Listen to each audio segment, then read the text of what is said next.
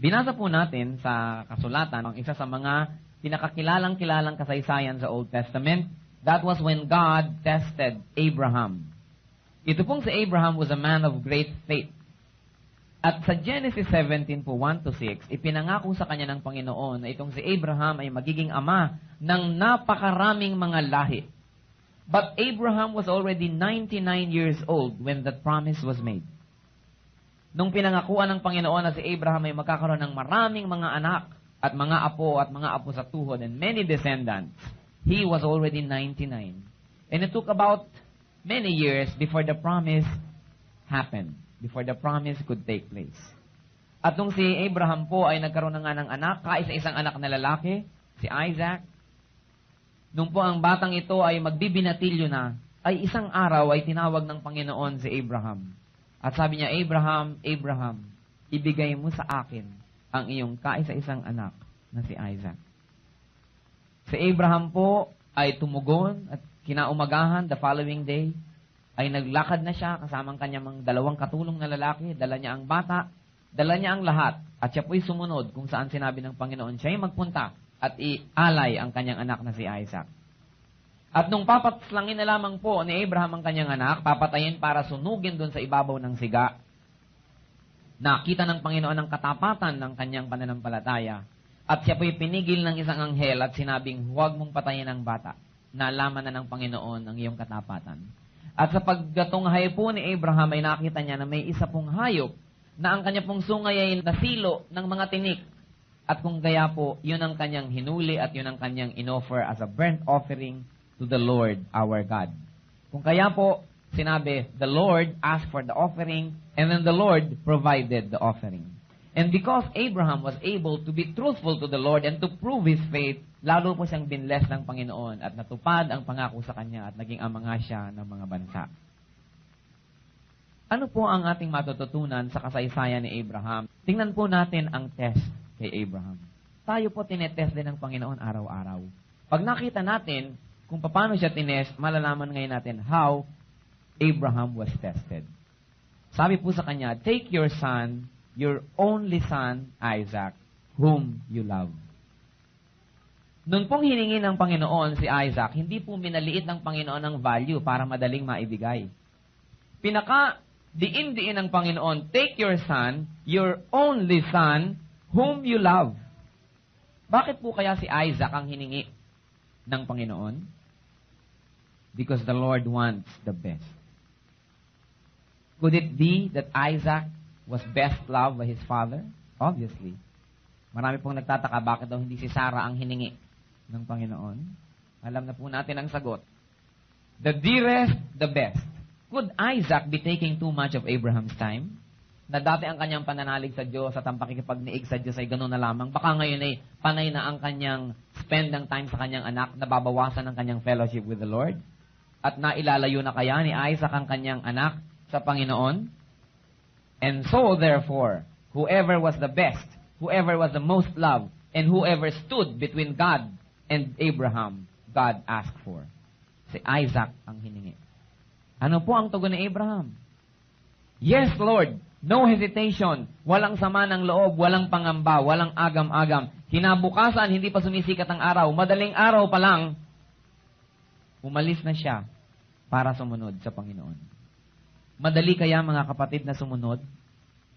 Madali kaya para kay Abraham ang kanyang ginawa? What made it difficult, very and extremely difficult for Abraham to obey? Tingnan po natin ang mga rason kung bakit naging napakahirap kay Abraham para sumunod. Una po, yung kanyang pagmamahal sa kanyang anak. Love for his son. It was his only son. Gaano karami sa inyo ang paghininga ng Diyos ng anak ay iaalay nyo nga? Maski marami kayong anak. Ito, nag-iisang anak. Love for fellow men make it difficult for us to obey God. Dahil mas mahal natin ang tao. We are ungrateful creatures. Because we place creation above the Creator. Love for son made it difficult. What else? Common sense, mga kapatid. Common sense made it very, very difficult for Abraham to obey. Bakit? 99 years old na siya nung ginawa yung promise. It took several years bago siya magkaanak. Binatilyo na to. At least Abraham was 110 years old. Paano pa siya magkakaanak uli? Paano pa? Ipinangako, magkakaroon ka ng maraming anak. Common sense made it difficult for him. There is another difficulty, mga kapatid. The difficult journey of an old man. Matanda na yung tao, 110 years old. Sinabi ng Panginoon, dalhin mo ang iyong anak, i-offer mo sa bundok, kung saan ko sasabihin sa'yo. Alam niyo po, 3 araw siya naglakad. At nung 3 araw, nakita niya po ang ituktok ng bundok. Wala pa siya doon. Wala naman siyang sinakyan na bullet train. Wala naman siyang sinakyan na taxi. Nilakad lamang po niya ito in his advanced years. Na-imagine niyo ang kanyang paa na tumatama sa mga matutulis na bato, natatapilok. At dala po niya, mga kapatid, ang apoy. Wala pang posporo ng araw. Pag sinabi na offer of burnt offering, let's say sa Tarlac, dala mo ang apoy mula dito patungong Tarlac at ang lahat ng fuel na kailangan mo para huwag mamatay ang apoy na yon dahil wala namang lighter, walang posporo. Dala po ang apoy. At dala ang panggatong. Nakita niyo yung ilang, nakita niyo po yung desert, wala kayong makikitang panggatong. Ganyan ang lugar na yon. Kaya pati panggatong dala. Biruin nyo naman yan, i-offer na nga ang anak. Maglalakad pa. Dala pa ang panggatong. Dala pa ang apoy. And besides, he had 3 days to change his mind. Gaano karami sa atin ang pag sinabi natin, o sige Panginoon, susunod ako. Tapos maya-maya, ay napasubo yata ako. Binigyan ka lang ng 1 oras, nagbago ng isip. He had 3 days to change his mind. And it was difficult. Mabuti sana, dalian na nang matapos na. 3 araw. Na yung bata kasama mo, pinapakain mo, magluluto kayo para kayo nagpipiknik pag inabot ng gutom. Walang kamalay-malay yung bata, siya palang i-offer mo. Kaya ba ng dibdib nyo yan, mga kapatid? Another reason that made it difficult to obey God was the issue of murder. Imagine, papatay siya. Genesis 9, 5-6, ipinagbawal na po ang pagpatay. Sabi niya, ano ba to? Ano maklaseng Diyos to? Bakit ganito? At alam niyo mga kapatid, mayroong isang napakalaking factor why it was so difficult for Abraham to obey God and offer Isaac. Alam niyo po yon? What will Sarah say? Anong sasabihin nitong ina? Kung pagbalik ko, wala na yung anak at na-i-offer ko na pala dun sa ibabaw ng bundok. Ano ang sasabihin ni Sarah? Napakahirap po yan na ang inyong kapartner sa buhay ay hindi agree sa inyo sa inyong gagawin. At ang anak ninyo ang i-offer? Siguro World War III. What will Sarah say? May mga iba nga diyang asawa, disiplinahin lang ng kanilang asawa yung anak, nagkakagalit sila. Ito pa i-offer? What will Sarah say? Ang kasaysayan po ni Abraham, mga kapatid, ay merong message sa atin. Sa atin ngayon, what makes obedience very difficult? Hindi po nagbago ang sitwasyon.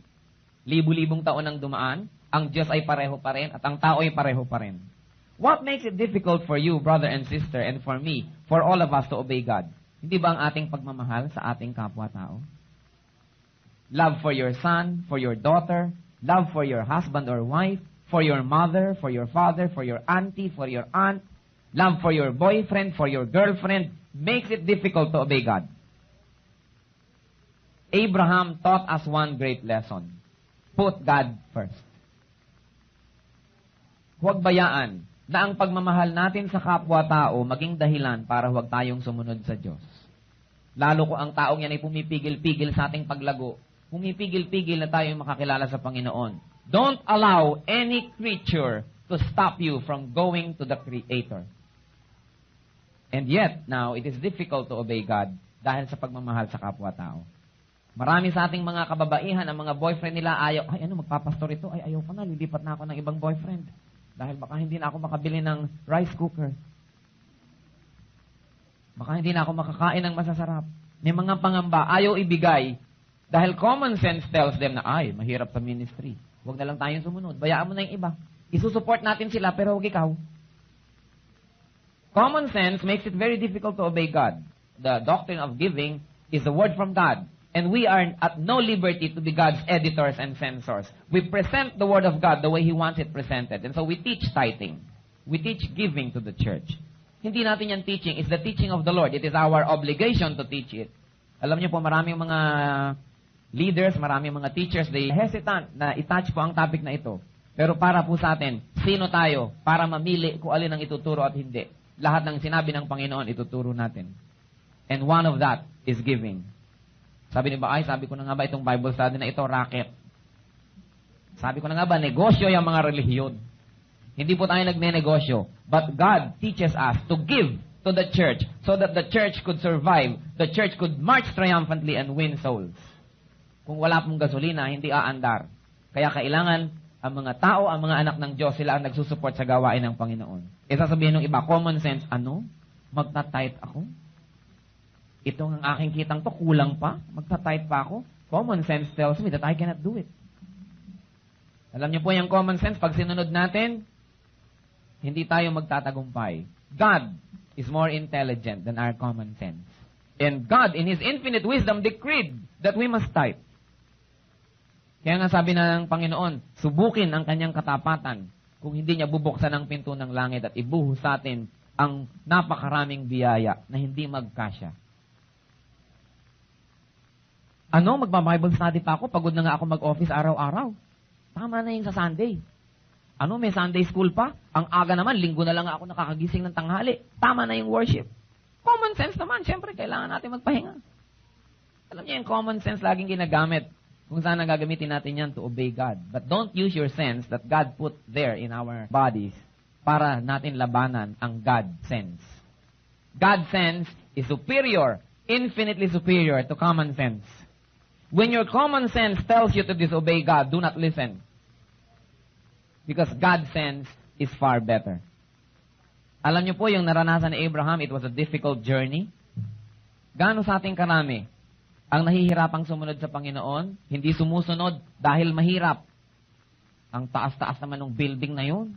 Pag anniversary na lang ako pupunta dyan. Para makita naman ako ng husband ko sa video.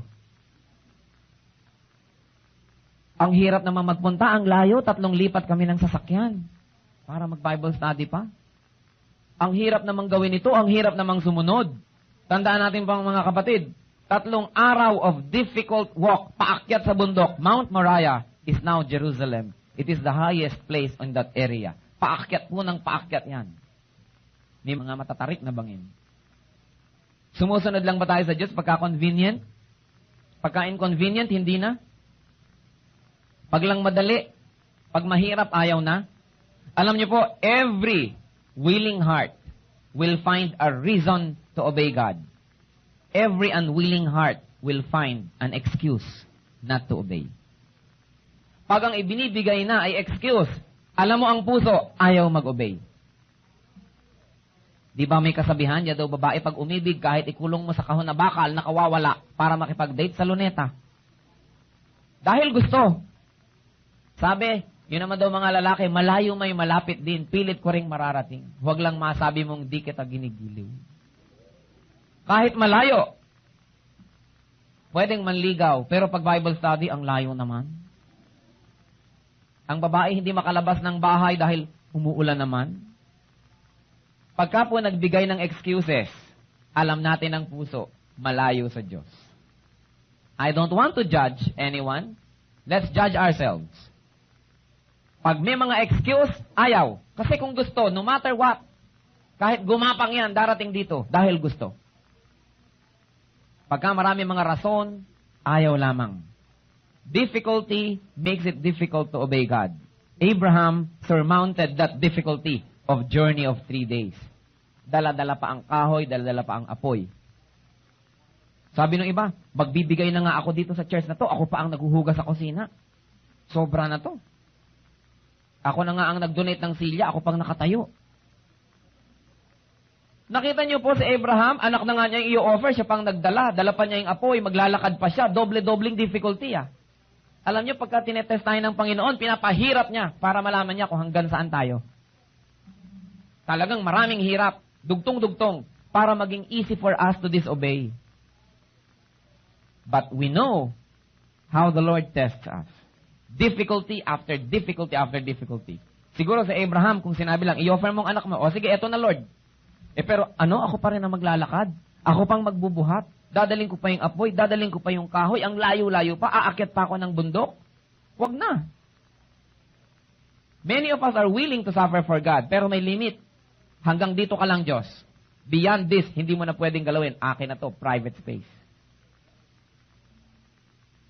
Do we limit our faithfulness to the Lord? At pagkatapos, meron nga po siyang mahigit 3 araw to change his mind. Gaano karami sa atin ang nung youth camp, nagtaas ng kamay, dinededicate ko ang aking buhay sa Diyos. Nasaan ka na ngayon, kapatid? Are you in the ministry? O napagbago ng panahon ang iyong commitment? Abraham had 3 days to change his mind. God also gives all of us many days to change our minds, to test us about how serious we are when we made our commitment. Are you going to fail? Are you going to use time in favor of your commitment, or are you going to let time be against you? Marami po dyan, talagang pag nakarinig ng magandang message, taas agad, magko-commit ako, magtatrabaho ako sa ganyang ministry, sa ganitong department ng church, sa ganon, sa ganon. After 3 days, sabi ng mga kaibigan, huy, sobra na yan, baka dumampas ka na sa langit niyan. OA na yung kabanalan mo. Ganito, ganyan, ganyan, may picnic tayo ngayon. Nakalimutan na ang commitment. You have time to change your mind, but be responsible for that change of mind. At ito po ang nabanggit kanina, ang isang maging napakabigat siguro talaga kay Abraham, yung asawa. Siguro kabilin-bilin na ni Sarah yung anak. Oh, baka yung anak mo mahulog. Bantayan mo yan. O, ito ang kanyang lotion. Baka mainitan yan. Baka ma-sunburn. Ito ang mga tupperware ng mga sago. Pagka initan yan, painumin ng gulaman yan para maalamigan. Itong kumot pagkagabi, bili ng ina eh. Tapos babalik ka, walang anak. Sino mga kapatid ang Sarah sa inyong buhay? Maaaring lalaki yon o babae. Sino ang Sarah sa inyong buhay na pag nagsalita na siya, nakaka-disobey na kayo sa Lord? Meron ba? Dapat wala. Pero yung dapat, hindi lagi nangyayari. Madalas may Sarah. Pag sinabi ni Sarah, hindi ka mag-BS ngayon, magsisini tayo. Yes, mahal. Pagka pinigil tayo ng mga iba't ibang Sarah ng ating buhay, hindi na tayo uma-attend. Hindi na tayo nagbibigay sa Panginoon. Don't let anybody be a Sarah in your life. Kung sino man yun, mahal nyo siya, mahalin nyo siya. Pero ang pagmamahal sa Diyos, dapat above. Sino ba ang lumikha sa atin? Pag ba meron kayong danger, kanino tayo nagdarasal? Sa Kanya ba? Pag may sakit tayo, sino nagpapagaling? Siya ba? Sino bang namatay on the Mount of Calvary for our sins? Siya ba? Pagkatapos, ilalagay natin above God. That is ingratitude. Sinasabi natin tayo mga Pilipino, magaling tumanaw ng utang na loob sa kapwa-tao. Pero ang ating utang na loob sa Diyos, tinatanaw ba natin yan? Do not allow any person to be a Sarah in your life. At alam niyo po, nung natapos ang trial, may na-discover si Abraham. Abraham discovered a great truth. And I want all of us to discover that if you haven't yet. You know what truth Abraham discovered? Whatever is placed on God's altar cannot be lost. Maski ano ang ilagay ninyo at ialay sa Panginoon, hindi pwedeng mawala. Yung ayaw niyong ibigay, yan ang nawawala. In Christian life, you keep only what you give away, and you lose what you work so hard to keep. Whatever is placed on God's altar is not lost. Sinabi niyo, ay, ibinigay ko dun yung aking tithe. Sayang, nawala na. Hindi po yan nawawala. Lumalago lalo at ibinabalik ng Panginoon sa atin ang blessing. Yung mga tao na iniaalay natin sa Panginoon, Lord, abala sa ministry ko ang taong ito, abala sa aking growth, inaalay ko sa'yo, I'm willing to let go of this person. Baka ang Panginoon palalong kumilos para maging mapagtibay ang relationship niyo at mga kasama mo sa faith. Pero habang binabayaan mong abala ang taong ito, hinding-hindi na kayo magkakasundo at ang buhay mo laging miserable. Ayaw mong ibigay yung tao, ayaw mong ibigay yung relationship, ayaw mong ibigay yung bisyo, ayaw mong ibigay yung talent mo, yung time, yung treasure, dahil sayang, lalong nawawala. Ibigay mo yan sa Panginoon, at sabi niya, I will return 100-fold. Pero huwag naman tayong magbigay dahil gusto natin yung 100-fold. Maibigay, kunwari lang to, ibabalik naman, 100-fold pa. Willing tayo na kung hindi ibalik, talagang okay, goodbye. Wala. Whatever is placed on God's altar can never be lost. Sabi sa Matthew 10:39, he who loses his life for my sake will find it. Yung magbabaliwala sa kanyang buhay, yun ang nakakakita ng buhay. Matthew 6:20, lay up for yourselves treasures in heaven. Only that which we give up at the altar of God is what we will have in eternity. Ano po ang mga naging resulta ng pagiging masunurin ni Abraham? What were the results of his obedience? God became Jehovah Jireh. Siya ang nag-provide. Nung luminga siya, nakita niya meron na pong hayop na nandun at nahuli ng mga tinik, hindi makaalis. Yun ang inoffer. God asked for the offering. God provided the offering. Saan pa tayo? Kailangan lang tayo ay faithful. And God made a greater covenant and took an oath by His name to fulfill it. And of course, what else was the result? God blessed Abraham with multitudes of offsprings, especially the one offspring, the Lord Jesus Christ, whose name is above every name. The Lord blessed Abraham because he was faithful. What about us? What does the Lord want from us? I'm going to give you 5 things that the Lord wants from us. Among many, just 5. And I want you to rate yourselves. Gradean nyo mga kapatid ang sarili nyo ng 20 points for each item. 5 times 20, 100 ang perfect grade. Tingnan natin ang grade natin pagkatapos. Kayo lang yan, huwag nyo sabihin sa inyong katabi. I want you to follow and grade yourselves. The Lord wants the best of our love. Deuteronomy 6:5, you shall love the Lord your God with all your heart and with all your soul and with all your might. Lahat. Anong grade yung mga kapatid? Start computing. The second, the Lord wants the best of our gifts. Ang mga handog. Leviticus 27:30-32, all the tithe of the land, whether of the seed of the land or the fruit of the trees, is the Lord's. It is holy to the Lord. All the tithes of the herds and the flocks, every 10th animal shall be holy to the Lord. Do you tithe? Do you support God's work? Do you support missionaries? Do you support organizations that spread the gospel? Meron daw pong isang maigling kasaysayan, bayaan yung ulitin ko sa inyo.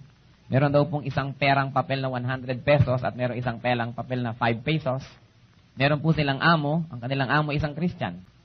Minsan nakikita sila sa pitaka, minsan gagastusin, magpapaikot-ikot, minsan magkikita na naman sila sa pitaka. Minsan nakita sila.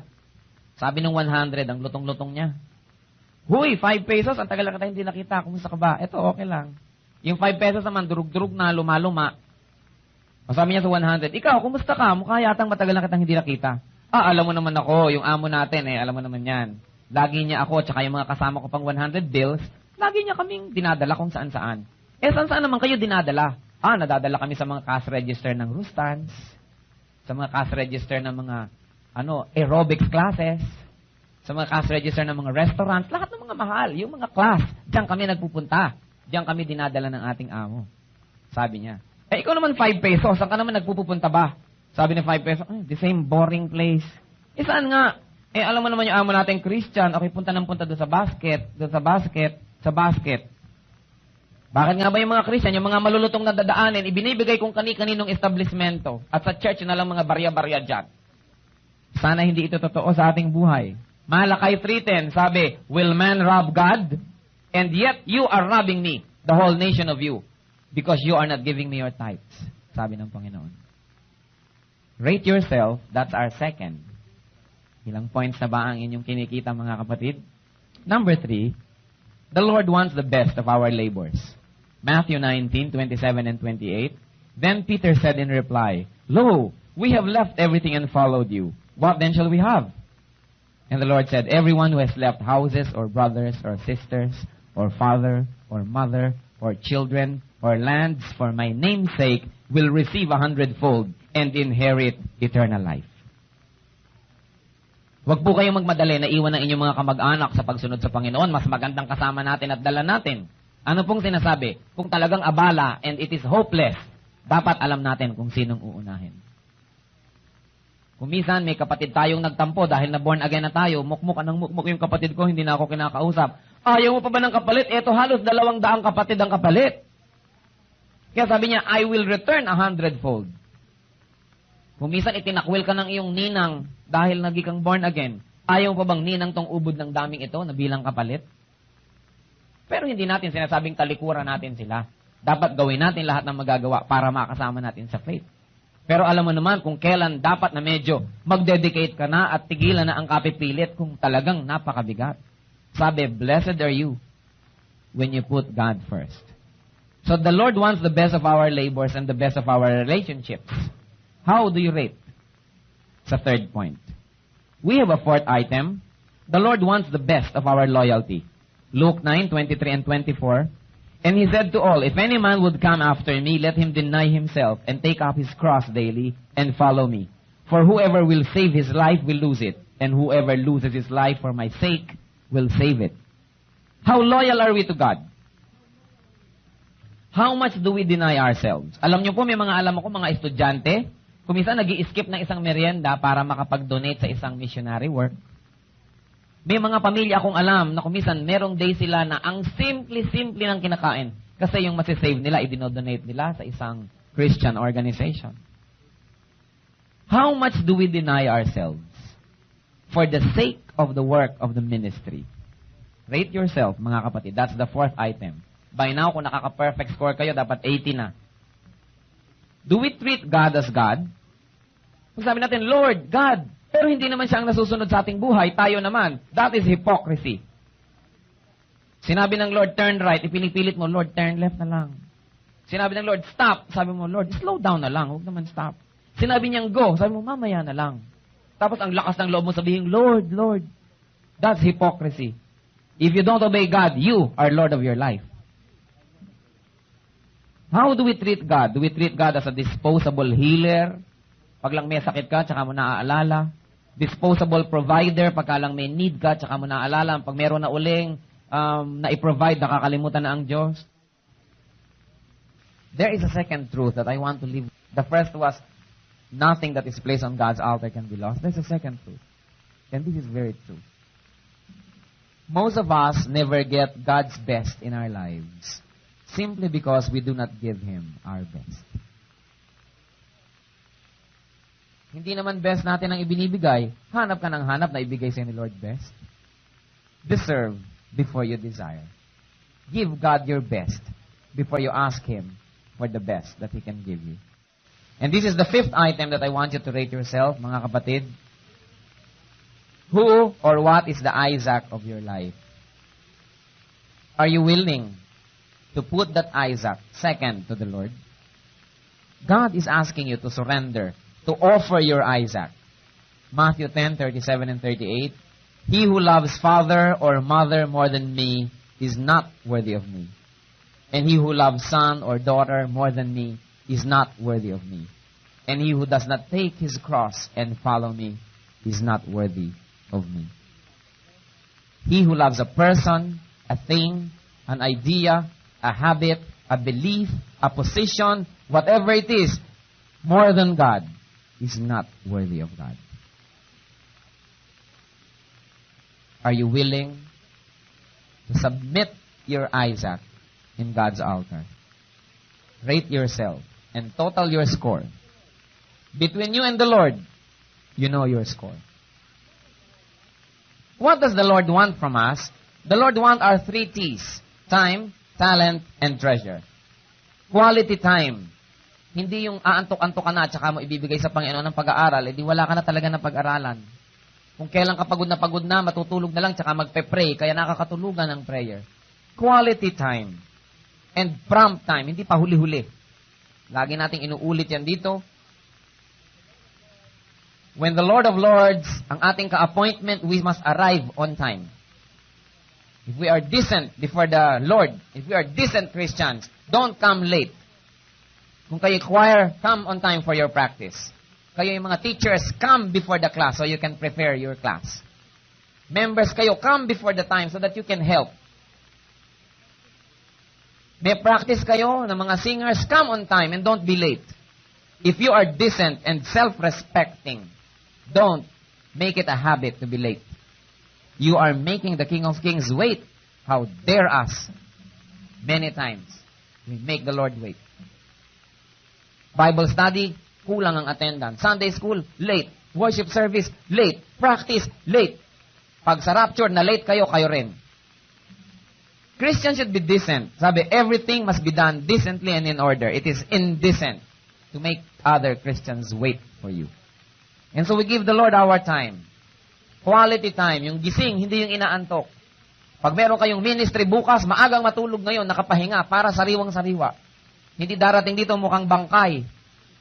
Wala na tuloy masabi, namamalat na, wala nang maibigay. The best of health, inuubos sa mga outing. Pag nandito na sa church, mga lantang-lanta. The best of our time must be given to the Lord. And the best of our talent. Kailangan natin dito sa church, mga kapatid, ng mga artists, ng mga nagdo-drawing, mga nagle-lettering, gumagawa ng mga bakal, ng carpentry work, mga magtuturo, mga musician. We need all your talents here. If you are not submitting your talent to the church, somebody is getting cheated. The Lord gave you your talent, hindi lang para sa iyong sarili. Binigay niya yan para gamitin mo sa church. If you are not using it, you are cheating God. Yung iba, ginagamit pa ang talent, lalo sa paglayo sa Diyos at sa pagmamataas. And then the Lord wants our treasure. Sabi sa Bible, you brought nothing into the world and you cannot take anything out of the world. Everything that is in our possession belongs to God and it was given by God. And God is asking for our tithes and offerings. I am not asking. This church is not asking. It is a command of the Lord. And it must be taught on equal footing with John 3:16. Pareho lang silang salita ng Diyos. We teach salvation and giving with equal boldness because they are equally words of God. The Lord wants our treasure. And the Lord is not interested about how much we give. The Lord is interested about how much was left after we gave. The Lord wants those relationships, those habits, those vices, laziness, selfishness, pride, materialism. All of that, the Lord is asking, put them on my altar and submit them. In closing, have we already submitted our Isaacs? Not yet. The Lord is asking. If you are not getting the best from God, you are probably not giving Him the best. And remember, whatever is placed or surrendered on God's altar can never be lost. I'd like to ask you to be alone with God. Close your eyes and bow your heads and be with God and be alone with God. Tinatawag ngayon ng Panginoon, give up your Isaac. Are you going to prove your truthfulness? I-give up mo ba ang katigasan ng ulo? I-give up mo ba ang mga maling relationship, mga maling bisyo, maybe a sin, maybe habit, yung lagi na lang late, yung lagi na lang nahuhuli, lagi na lang nagpapabaya, o meron tayong isang ugali na ayaw ng Panginoon, o meron tayong isang ginagawa na ayaw ng Panginoon. I'd like you to raise your hand if you have something to give up to the Lord. He's speaking to you, and we're going to pray for you. Okay, you may put down that hand. Thank you. The Lord sees that. Yes? All right. Sino ba dito ang perfect? I think only perfect people are the ones that have nothing to give up to God. God is asking for our Isaacs. Are you willing to make that commitment now? Who else? Okay, praise God, He sees them. Put them down, please. Thank you. Sino pa? May i-give up kayo na maling habit, maling relationship, a sinful life, a sinful habit, maybe. Praise God, you may bring them down. Sino pa? I will invite all of you to please stand with me and we're going to pray. Like Abraham, we're going to surrender these things to the Lord and we will be set free from wrong love and from wrong relationships and from wrong habits and from wrong lifestyles. Let's submit them to the Lord and I'm sure that the Lord is going to honor this commitment. Aming Ama, salamat po sa iyong pangungusap sa puso ng bawat isa. Alam mo, aming Ama, ang i-give up ng bawat isang nagtaas ng kamay. Maaaring ito ay maling ugali. Maaaring ito ay maling relationship. Maling mga asal, mga habits. Panginoon, maaaring ito ay pagkukulang sa paglilingkod sa iyo. Pagdaramot sa iyo, Panginoon, ng time, ng talent, ng treasure. Maaaring ito, Panginoon, ay katamaran. Maaaring ito ay mga bagay na hindi kalugod-lugod sa iyo. Alam mo, Panginoon, ang bawat isang puso na narito ngayon. Tanggapin mo, Lord, ang i-give up na ito. Accept all of this that are being given up at your altar. May this be offerings acceptable to you, O Father. May this be pleasant, acceptable, and perfect. Take away all of this. Burn them on your altar, O Father, and take them away from our lives forever. Set these children of yours free from whatever they have given up, so that they may be used mightily by you and by your power for the furtherance of your kingdom. And Father, if there's anybody here now who is not yet a born-again Christian, meron kaming kasama, Panginoon, na hindi pa tumatanggap sa iyo, hindi pa nakakakilala sa iyo ng lubusan as a person, at hindi pa nag-give up ng kanilang nakaraan, kasalukuyan at kinabukasan, Panginoon, kumilos ang iyong Holy Spirit right now and set these people free from ignorance. Set everyone free from the hold of the false, and let your truth liberate everybody. Mga kapatid, kung meron sa inyo na hindi pa nakakakilala sa Panginoon, kung hindi pa nagsusuko ng inyong buhay, hindi nyo pa tinatanggap personally ang Panginoon Jesucristo as Lord and Savior of your life, this is the time to accept Him. Ask Him into your life. Humingi ka, kapatid, ng tawad sa iyong mga kasalanan, buksan mo ang iyong puso, and welcome Christ in your life as Savior and as Lord, and be committed to obey Him all the days of your life. We have led sinful lives in the past, and those sins never made us happy. Those sins always left us guilty and empty. This is the time to give them up and have a brand new life. Mga kapatid, in a minute of silence, yung may mga i-give up sa Panginoon, be alone with God and give them up in a personal prayer. At yung mga gustong tumanggap sa Panginoon ngayon as Savior and Lord, makipag-usap kayo sa Kanya. Siya'y nakikinig. Kumakatok siya sa pintuan ng inyong puso. Papasukin ng Panginoong Jesucristo as Savior and Lord and be part of His great family. In a minute of silence, let's be alone with our Maker. Oh, Father, you have heard the silent prayer of each one.